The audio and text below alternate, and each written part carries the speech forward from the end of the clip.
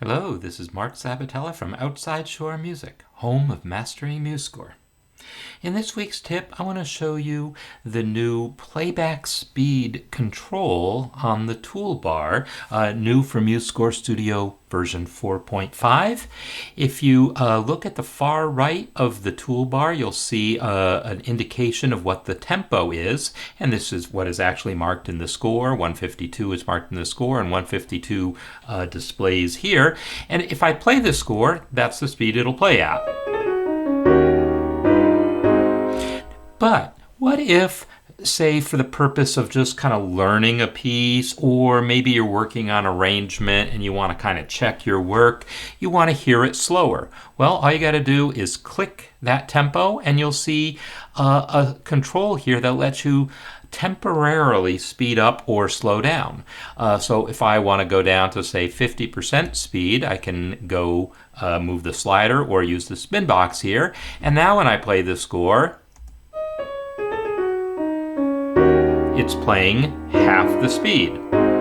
And that will allow you to, check and make sure that you've entered the notes correctly, or if you're trying to learn the piece, maybe that'll make it easier to learn. You can also turn the speed way up. And you might wonder, well, why would I want to turn the speed way up? Well, it can be useful for doing things like checking the repeats. I just want to make sure when I get to the repeat, does it go back to the right spot?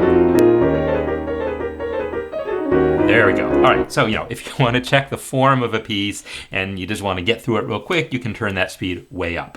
So, and by the way, notice that as I did this, it's showing the speed in percentage. That's because it's not just a tempo control for a piece that only has one tempo. Remember, your piece might have changes of tempo in it, and so this will keep the relative changes in tempo intact. If there's one part that's supposed to be faster, one part that's supposed to be slower, that'll remain the case even if you turn up the overall speed or turn down the overall speed.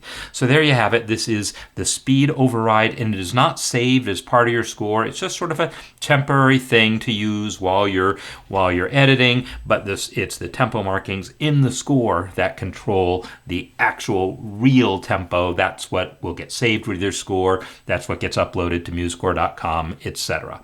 So this is a temporary override for the tempo of your score.